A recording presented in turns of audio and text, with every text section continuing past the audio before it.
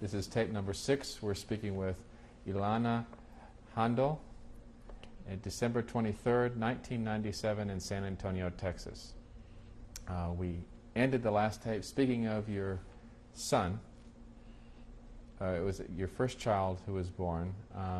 In Haifa. In Haifa. What day was he born? What day? Mm-hmm. Friday night. What else? What was the date? The date was January 14th, 1950. And what is his name? Dan. D-A-N. Haendel, of course.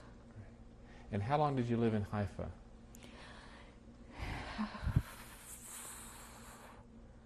He was 4.5 years when we went to Brazil. You went to Brazil? Yeah. What city in Brazil? Rio de Janeiro. And what made you want to go to Brazil? A job. The government sent my husband to be the principal of the Jewish high school. It's a day school.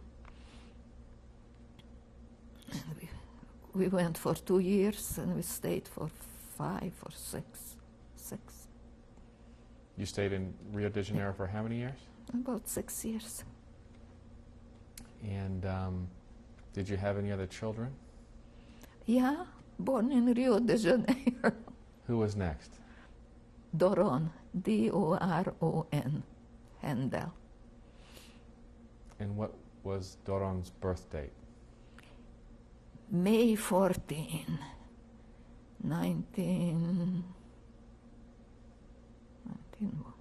59? No, 57.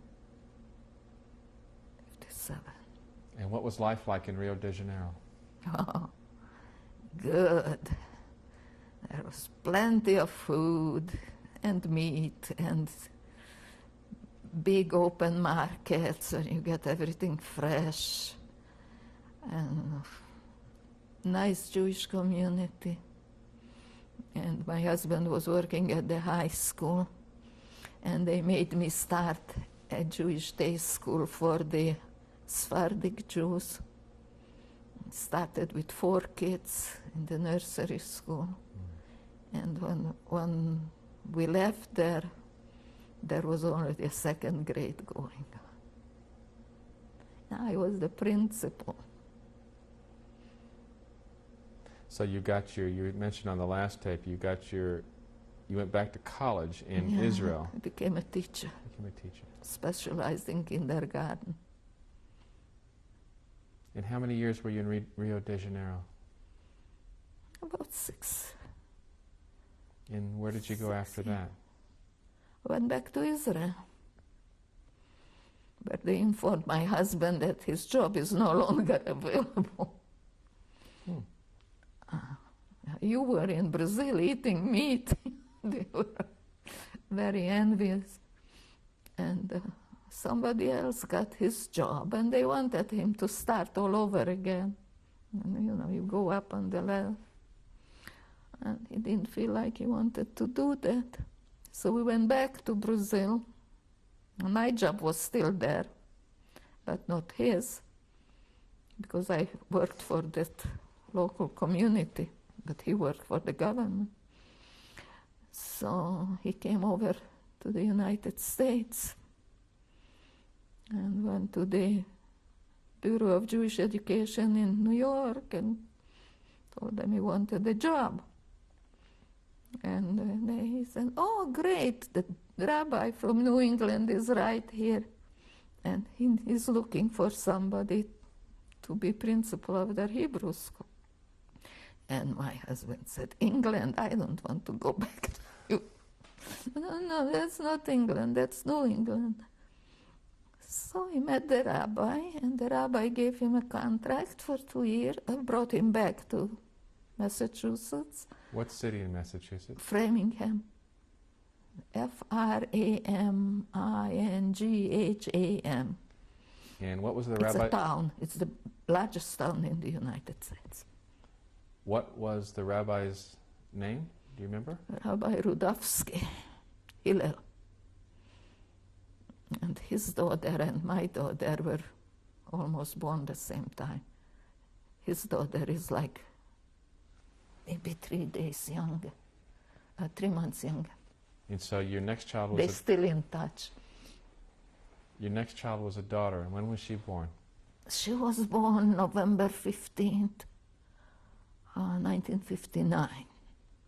She's 10 years younger than the oldest. And what is her name? Varda, V-A-R-D-A, H, which stands for Haendel, Rattener, R-A-T-N-E-R. And what was the date that you moved to Massachusetts? It was September, either 17th or 27th of September. What year? 1959. I was pretty big. And your husband worked at the school. Yeah, he was the principal and I was teaching first grade. And how many years were you in Massachusetts? Until last October. That's when my husband got the stroke and we got stuck here. And what brought you to San Antonio, Texas? My daughter and my son-in-law, who hates the weather in Massachusetts,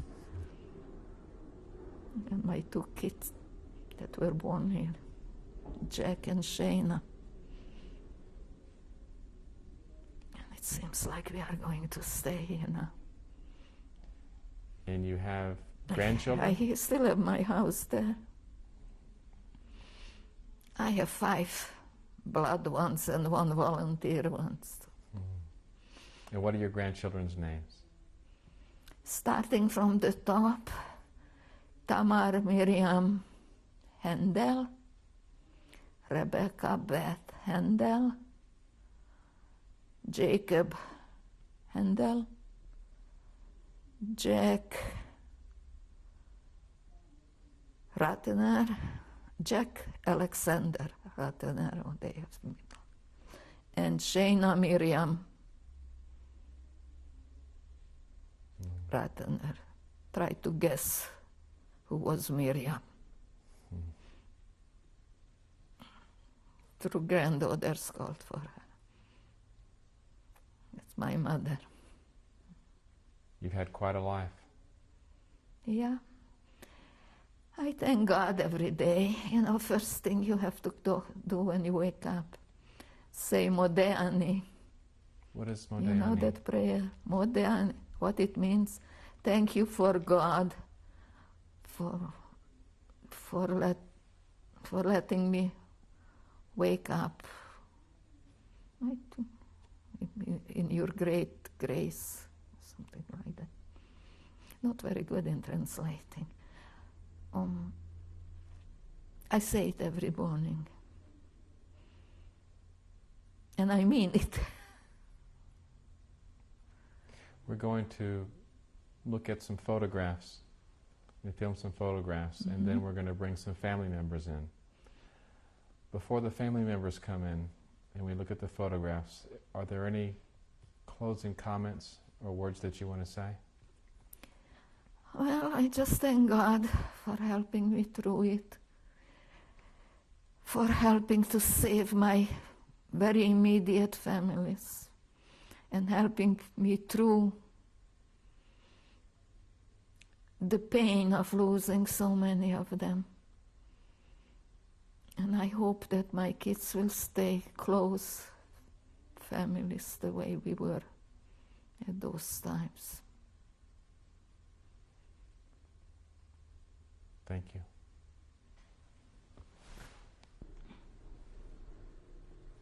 Okay. Okay. This is a photograph of some people. Could you describe, starting with the front row, from the left to the right, who is the baby on the left? The baby of the left is me. How old were you then? 1 year. And that ball on the floor is the eye of that animal I'm holding. I took it out. And who is to your left? Go one over to the right. Who is next to you? That's my grandmother, Lang Chaya, and my grandfather, Lang Josef. And who is the baby to the And right? the baby is my twin cousin, Stern Imre. Behind him is his father, Stern Sándor, and his mother, Stern Erzsébet. Next to her is their brother, Lang Mór. In front of him is his wife, Nelly. And the other young man, the tall one, is Lang Géza. And the shorter one is Lang Sándor. I think he was still growing at this time because I remember him being a lot taller than that. And next to Sándor? That's my mother. Santo, Margit, Miriam. And my father, Santo, Jakob, Jenny. And how did this photograph survive the war? I do not know. I didn't have it. My cousin was here 2 years ago, and he brought it for me. It's a gift. It's a renewed. It looks much better than the original. The original is all brown, but this one looks pretty good, except that everybody looks like in a wax museum. And of the people in this picture, who survived the Holocaust? Well, the two of us who are still alive, all the rest of them gone.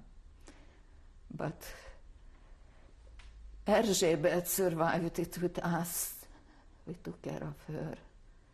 Her husband Sándor came back from Dachau. The brother Langmore never came back. His wife was hiding in Budapest. Géza was with us in the protected house and then later went to the ghetto, was freed in the ghetto. Sándor starved to death. My mother was with me all the way. My father, I told you how we found him, was a miracle. My grandfather died in the ghetto. He was the most elegant old man you ever seen. His white color, snow white, hard, and his shoes always glistening. He was a bookkeeper. My grandmother died very young, age 56, and he remarried. I don't have a picture of her. Very good.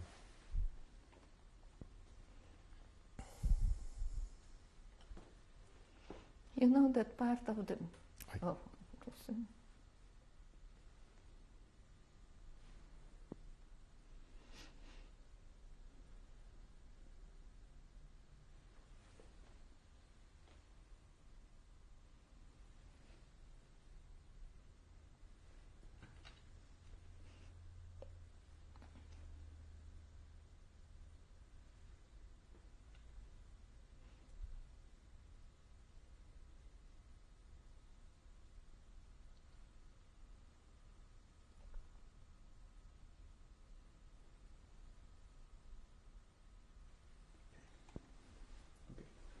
Okay, who is this a photograph of?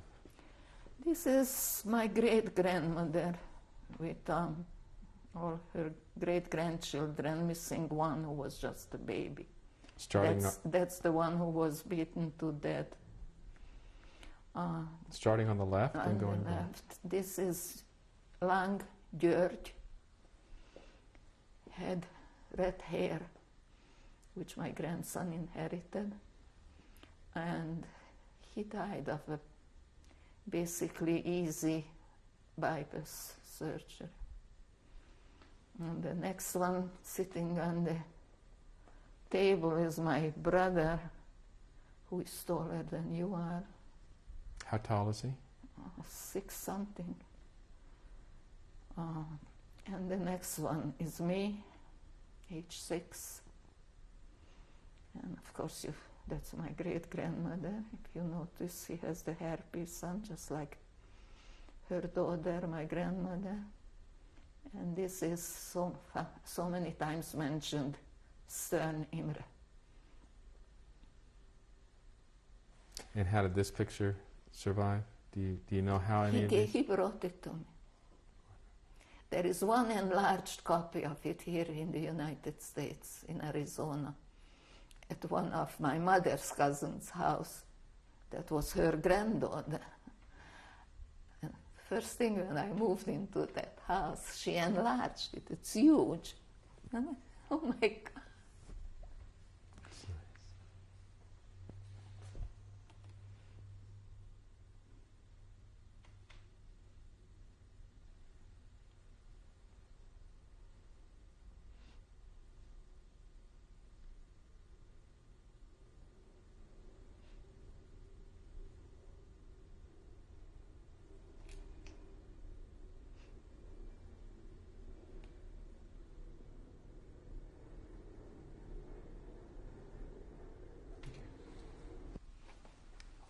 Who is this a photograph of? This is my mother in her early 20s. And she died and buried in Israel When did she die? Do you remember? 20 years ago. And where was this photograph taken? Hungary. That also my cousin brought for me. I didn't have any of this stuff.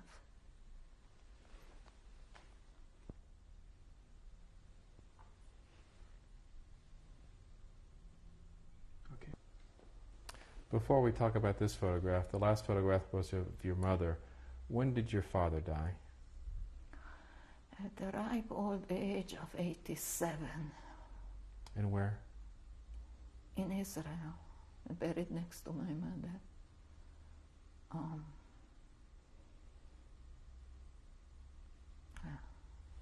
I don't know how he died and why, but I was just told he died. And who is this a photograph of? This is me, age 12.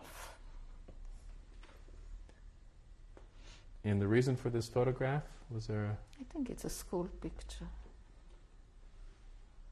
I have the same quality picture of Imre somewhere too in an album.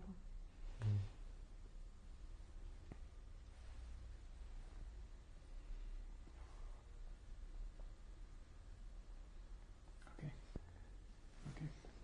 And who is this? This is you? This is me, and I think it's the last year of high school. And you're wearing a coat. What are you wearing underneath your coat? My uniform, From school? school uniform, yeah. And how old were you here? 17, 18. Has a date on it? No. And how did this picture survive? Do you know? No idea. I didn't have it. It's all from my cousin. That's what he brought me Okay. He even... at the age 2. We have a common picture, and we both look like we want to jump out of that picture. Okay. Okay. Lucky for the movie actresses, they don't look like me. Huh? Who is this here? This is another picture of you? Yes, And how old were you here? early 20s, before the Holocaust came into Hungary. But during the Holocaust was going on somewhere. We really didn't take it so serious. And do you remember why this picture was taken? I don't know. Probably a birthday or something. Just a second. Okay. We really didn't take as many pictures as people do nowadays. Mm. We didn't have cameras.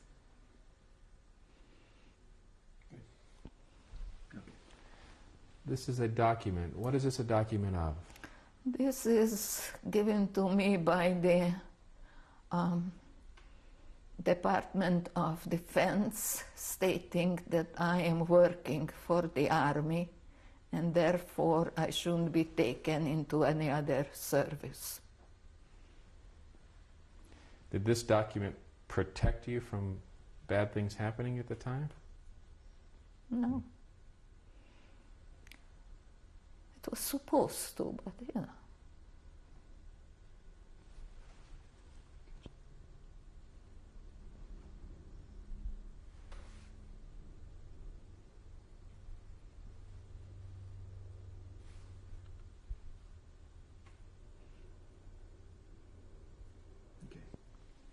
And what is this document?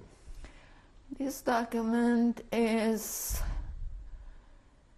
given me by the Germans and the Hungarian police chief, allowing me to be in the streets during curfew certain times of the day, like an hour in the morning, I think, and an hour in the afternoon, or evening even, to go to work and come home from work. And if they stopped me, they should let me go. If anybody ever stopped me, I don't think they would let me go.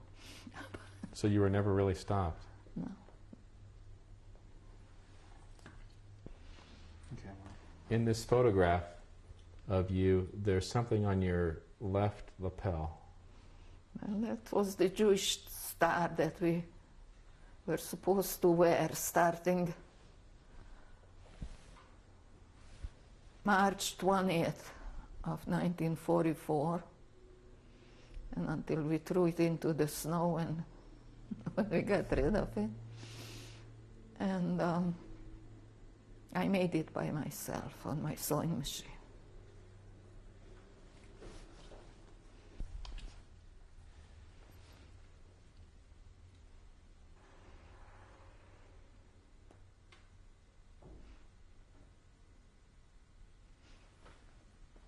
The emblem on the left with the swastika on it is what emblem?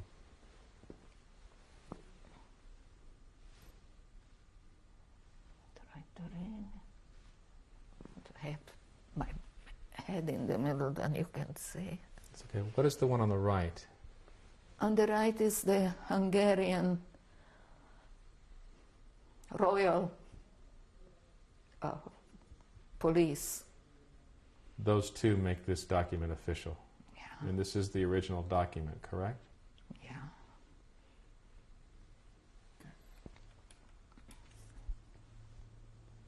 Okay. And what is this document? This is a letter. Unfortunately, it's written in Hungarian and in German. And what it says, that the Swiss embassy is telling you that Santo Ilona belongs on a Swiss passport, a collective Swiss passport, and therefore you should handle it like a valid passport, a valid Swiss passport, and it's dated October 28, 1944. Now this is in Budapest. This is the original one. this is the original. And this is a real one. I didn't write this one. Okay. And how did this survive? No idea. I didn't even know. I just found it this year. Where did It was someplace for 50 years and I didn't know of it. I don't know. Maybe my cousin brought it. That too. I will have to ask him.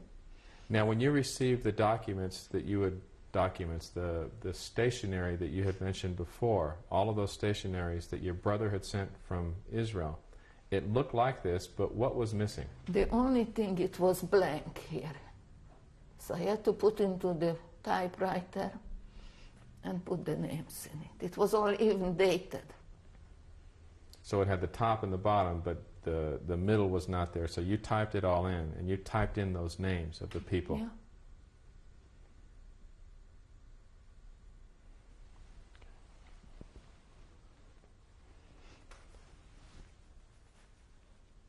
On the left-hand side is what language? German.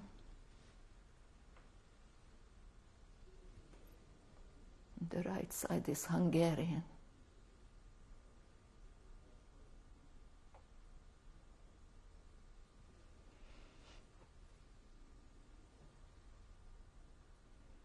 And what does it say on the very, very top next to the Swiss emblem? It says the Swiss Embassy Department for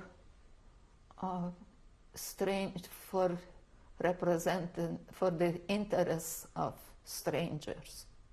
And then below that? Is that the address? The Immigration Department. And Badass Utsa 29, 5th District. Okay. This is a photograph of who? Of Orosz János, Annus, and Orosz Erzsébet, their daughter. And they were hiding me and my mother, and sometimes my cousin, from end of October or beginning of November. I think from November till middle of January, until the Russians came, until we could go home. And she was the maid Yes. on the left that helped save you. Yeah. And to her right, you And said? he was my father's barber. He used to come to the house to shave him, give him a haircut, and stuff like that. Very good. Okay. This is who is this? This is Orosz Anna today in the apartment that she bought with the money that I sent her. And this is in what city? Where does she live? Budapest, the other side of the Danube, which is called Buda. Okay. But there is no mentioning of religion on that. On this, what is this? The previous IDs all had religion on it. This is one of your IDs? Yeah. And there's no mention of religion. Okay. This is the cover of a book. What does that say on the top? The title says "We Are Witnesses," and it's stories gathered from witnesses like myself From Budapest? from Budapest. Who sent you this book? My mother from Israel, And this is what she. 1970. And this is the inscription that she made. What does that say? Dear Tsitsushka, that's me. I'm sending this book to you so you remember the terrible days and nights that we spent together, because we are witnesses to your mother. Who is this a photograph of? This is my oldest son, Dan Haendel, his wife, Ellen Goldberg, his oldest daughter at her bat mitzvah, that picture was taken, Tammy Haendel, and Rebecca Haendel.